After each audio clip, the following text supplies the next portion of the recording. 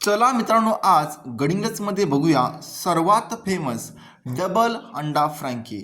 मित्रांनो, लोकेशन सांगणार आहे, त्यासाठी व्हिडिओ पूर्ण बघा.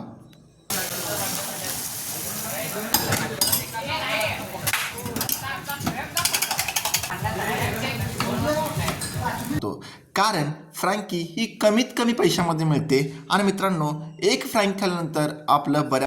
तर चला मित्रांनो, व्हिडिओ पूर्ण बघा म्हणजे तुम्हाला समजेल फ्रँकी कशी बनते.